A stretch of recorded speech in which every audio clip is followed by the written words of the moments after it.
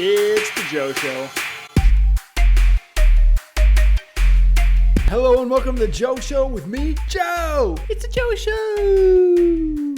This is the show where I read an article a day to keep my stupid away. Hopefully you learn something, hopefully I learn something, and we all grow together. Recently, there's been so much strife in the world that I thought we all need a little bit of humor in our lives, but I wanted to keep it highbrow, so I happened upon an article entitled Highbrow Humour, a list of clever jokes. So we're gonna hear some clever jokes that we have to be educated for. Let's jump right in and hear these jokes. What's the difference between ignorance and apathy? Don't know, don't care. That's a good joke. Ignorance means that you don't know something, and apathy means that you have no feelings towards it. Don't know, don't care, don't laugh. That was dumb. Biology is the only science in which multiplication is the same thing as division. Because when cells multiply, they divide. Oh, you see that? That was a good play on words right there. Why didn't the wave particle cross the road? Because it was already on both sides. Wave particles look like this, like a sine wave. And you know what a sine wave? And you know what that means? It's touching both sides of the road at the same time. Wave particle. A Zen student asked his master, "Is it okay to use email?" "Yes," came the reply, "but no attachments." Because when you're Zen Buddha, you aren't attached to anything in this physical world. No attachments. A mathematician and an engineer both took part in an experiment. They were both placed in a room, and at the other end was a beautiful, naked lady. Ow, ow. The experiment told them that every 30 seconds they would be allowed to travel half the distance between themselves and the woman. The mathematician stormed off, but the engineer agreed to go ahead with the experiment anyway. On his way out, the mathematician explained, "Don't you see? You'll never actually reach her." "So what?" replied the engineer. "Pretty soon I'll be close enough for all practical purposes." Meow. Humana, humana. That's a sexy math engineering joke. Why are quantum physicists terrible in bed? Because when they find the position, they don't have the momentum. And when they have the momentum, they can't find the position. I think that has something to do with the quantum state, where it's always in motion until you observe it and then it stops. So maybe maybe someone just needs to stop watching them have sex and then they're always in motion. You get it. You know exactly what's going on. Is it solipsistic in here, or is it just me? Solipsism is a philosophical idea that you can only acknowledge that your mind exists. So is it solipsistic in here, or is it just me? A mathematician came home one night at 3 a.m. and immediately got an earful from his wife. "You're late. You said you'd be home by 11:45. Actually, I said I'd be home by 11:45. 3 is 1/4 of 12. Oh, math jokes. Math jokes. Math jokes. Entropy isn't what it used to be. So entropy isn't what it used to be, meaning entropy used to be ordered, but now it's a bunch of chaos. I'm reading a great book on AntiGravity. I can't put it down. Cute. Rene Descartes took a date to a fancy restaurant for her birthday. The sommelier handed them the wine list and she ordered the most expensive drink she could. "I think not," exclaimed Descartes, and poof, he disappeared. Descartes famously said, "I think, therefore I am." So when he said, "I think not," he ceased to exist, because he wasn't thinking. Did you hear the news about reincarnation? It's making a comeback. Like the Phoenix, reborn! Did you hear about the one about the statistician? Probably, because probability is statistics. What did the male stamen say to the female pistil? "I like your style." I know this has something to do with flowers.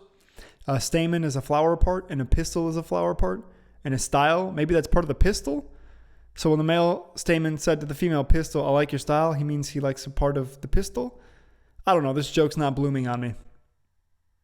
A photon is going through airport security. The TSA agent asks if he has any luggage. The photon says, "No, I'm traveling light." Boom! It's like a physics pun. It's a physics science pun. Because a photon is a light particle. So it's traveling light, but also he doesn't have any luggage, so he's traveling light. A Roman walked into a bar and held up 2 fingers and said, 5 beers, please. Roman numerals. V means 5. Also means peas. Also means kawaii. Do you know the name Pavlov? It rings a bell. Pavlov famously performed the experiment on dogs where he would set out food and then ring a bell. And then eventually he took away the food and just rang the bell. And then the dog would start salivating just when they heard the bell. This is called Pavlov's a Pavlovian effect. Two behaviorists have sex. One turns to the other one and says, "That was good for you, but how was it for me?" Because they study behavior. C, E flat, and G go into a bar. The bartender says, "Sorry, but we don't serve minors." Because that's the minor scale. Music theory. How can you tell the difference between a chemist and a plumber? Ask them to pronounce the word unionized or unionized, depending on who you ask. A chemist is going to read unionized as a non-ionized object, chemistry. And a plumber is going to see that, who's part of like a union that protects them, their jobs. So he's going to see unionized. That's a really clever pun. Schroeders Cat walks into a bar and doesn't. For Schroeders box, we famously don't know if the cat in the box is alive or dead. So it's both alive and dead at the same time. So this cat both walks into a bar, but not into the bar. All we know is that cat is wasted. How many narcissists does it take to change a light bulb? Just one.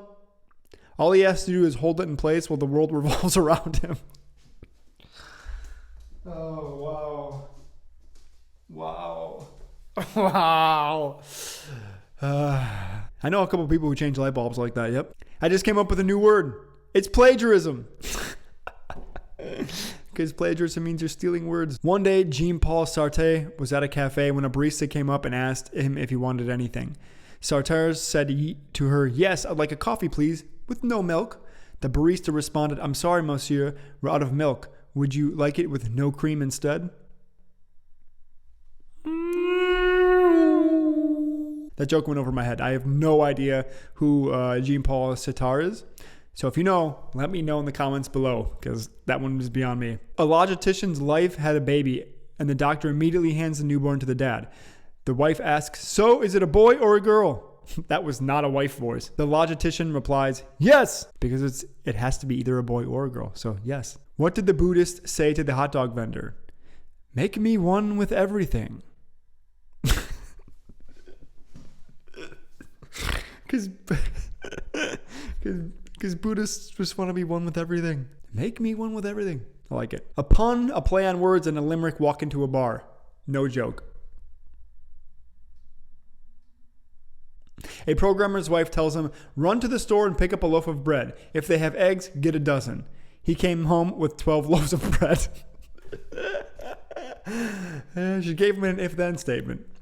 If the store has eggs, get a dozen loaf of bread. That's what she said. When I heard the oxygen and the magnesium hookup, I was like, oh my God. Don't get that one. But oh my God. There are 10 types of people in the world. Those who understand binary and those who don't. That one I'm not going to explain. You either get it or you don't. Yo mama's so classless that she could be a Marxist utopia. Oh my God, that's such a highbrow your mom joke. That is such a highbrow your mom joke. A renowned philosophy professor was held in high regard by his butler, who listened in awe as the philosopher lectured about the nature of existence. Then, one day, the butler approached the professor and asked if he was willing to switch roles for just one day.